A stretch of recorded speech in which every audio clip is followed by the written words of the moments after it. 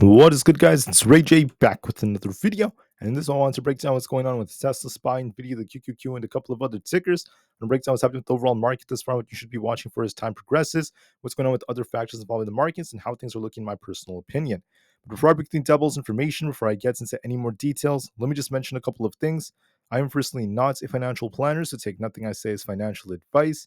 And also, if you guys can, please check out the Moomoo link, which is down below and in the description. If you sign up for Moomoo, deposit $100, you are guaranteed 7 free stocks. And the offer ends very, very soon in just a couple of weeks. Anyways, now let's break down how the market's looking. So I just wanted to make it very clear that SPY has been pushing up very, very nicely, and we have some potential to go even higher from here. We're going to be looking at this resistance in this 512 area. And what happened was we saw buyers stepping in. They got us all the way up to 512. We kind of rejected here. Saw this thing dip a little bit back down to about the 510s. We actually went a little bit lower before buyers came back at the end of the day and pushed us back up. So we haven't broken past 512 yet, but I do see potential for us to try to push a little bit higher and try to fill some of these imbalances. If we end up breaking that resistance, we could go even higher, at least temporarily. Now, just because we push temporarily does not mean we're going to be pushing up forever. I do believe the market will eventually come back down to lower levels once we get our pivot, but we're not ready yet, and I do see some more upside being very, very probable. So we'll just have to see what happens so long as there's no bad news or major like bad news that comes out over the weekend. I do see some more upside potential temporarily. So I want to make that very, very clear. Temporarily, the market is trying to push higher, but things could shift depending on how things end up moving. So moving forward, I just want to say that for the markets, the Dow has closed higher by more than 400 points as the April jobs report bolsters the Fed rate cuts. And with that happening, that is actually very, very interesting. So I think that's very important to note that for the markets, the jobs report was not in the best of places. The reason why the jobs market is kind of like this is, this is showing more signs of contraction. That's what the Fed has been looking for. And we're likely not going to get a Fed cut for quite some time. I still want to make that very, very clear because the problem was when we saw the ISM prices, they actually are still kind of hot. So this is more positive for inflation when the latest data came out. So that is a little bit more negative. But despite that, we're still going to wait for the next PPI and CPI reports. They're coming out in about a week and a half from now. So we'll see what that causes and we'll see how they end up looking. So we're just going to wait for more data, and that will still affect what the Fed ends up doing. For the week ahead of us, on Monday, we have Spirit announcing earnings and a few others. And then we also have Palantir and Lucid also announcing their earnings after the market closes. For Tuesday, we have Disney, Crocs, Nikola, and a few others. And after the market closes, we have Rivian, Upstart, and Lyft. For Wednesday, we have Uber and Shopify announcing their earnings alongside Toyota. And then after the market closes, we have ARM, Airbnb, and a few others like AMC, which retail may be interested in. For Thursday, we have Roblox and Warner Bros. Discovery, followed by a few more, at least as the day goes on. But that's pretty much all I'm saying, at least for now, in terms of our earnings. For what else is happening in the future, I just want to call out that we also have um, more important data coming out. For Monday, we have the 3-month and 6-month bill auctions, not to mention some Fed speakers. Tuesdays, when we have another couple of things like Kashkari giving a speech. Just know that Kashkari tends to be a bit more hawkish. And we have more important data later on for the week. We'll worry more about this later on when the time finally comes. But for now, we're just going to be more focused on what ends up happening with our bill auctions and the Fed speakers, at least for the day on Monday. One last thing I'm going to talk about before I break down the charts would be this right here. The fear and greed index is currently at fear. It used to be like more neutral. Now it used to be even more fearful, excuse me. Now it's getting closer to neutral. So we're kind of shifting more in the neutral direction as buyers are stepping in. Right now, the momentum is now favoring greed because more buyers have continued to come and there is more upside potential. On top of all of this, I just want to call out that the puts and call options positioning is currently neutral.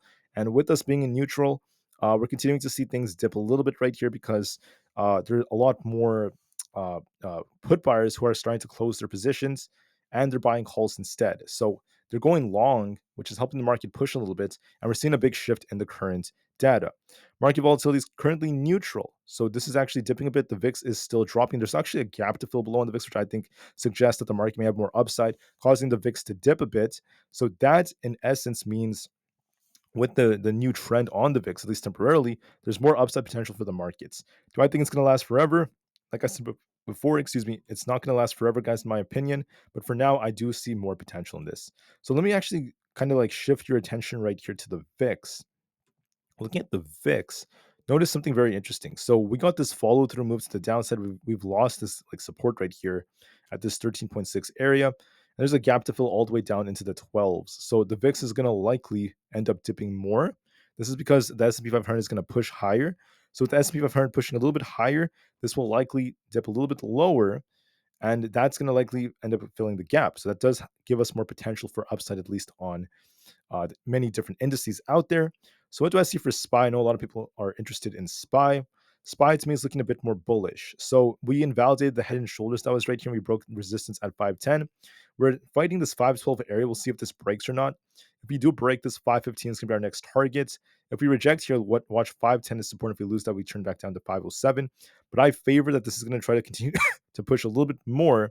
I think that buyers have returned and they have the edge, at least for the time being. Now, I'm going to talk more about the rejection that could be coming later on, but there's no sign of it yet, and we should not just assume we're going to crash for no reason.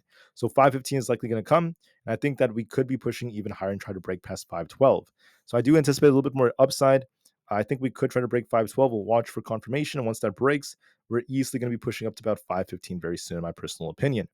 For other stocks out there, such as Tesla, Tesla's holding up decently, but let me just call out something very important. Tesla has a range, a very, very important range right here. Let me just show you what this looks like. So Tesla likes to push to 182 when this breaks. We have 185 as resistance and 187. Our support is currently at 180. This is very close to our 20 EMA. Losing this would take us down towards 178.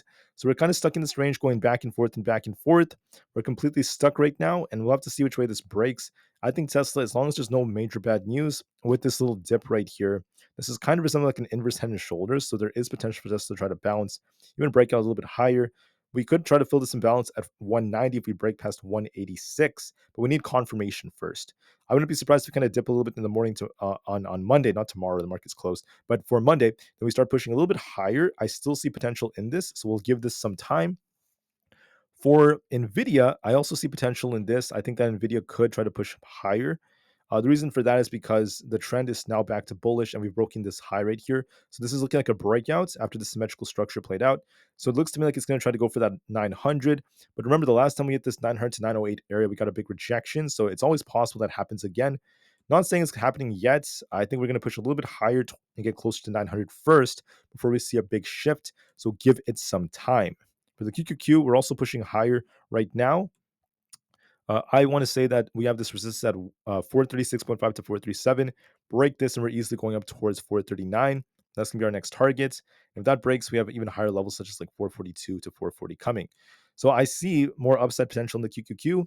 If we were to hypothetically lose 433, we'll turn back to a little bit more bearish. We could actually retest 431 if that breaks, but the chart looks to me like it's going to try to push for an imbalance fill. This is kind of resembling like a cup and handle like structure. After all, the inverse head and shoulders, not inverse head and shoulders, the head and shoulders has been invalidated. So it is looking a bit more bullish, and I could see this pushing a little bit higher. So going into next week, so far technicals do favor that. We'll see if any news comes out that affects that. But right now, technicals do favor a bit more upside temporarily. Now for Apple, this is looking kind of like it's range trading right now. We have support that's trying to hold up at 182 and then 180. I think 182 is going to be very, very key. We have 185 as resistance. We could try to bounce right here and we'll see how things go. And we have to just watch and see how this ends up moving forward. But I do see potential for Apple to bounce, and we'll have to see what happens, at least moving forward. Looking at a couple of other things, I just want to call out Amazon. Amazon, in my opinion, is basically trying to push up higher. We got a nice accumulation structure, inverse head and shoulders.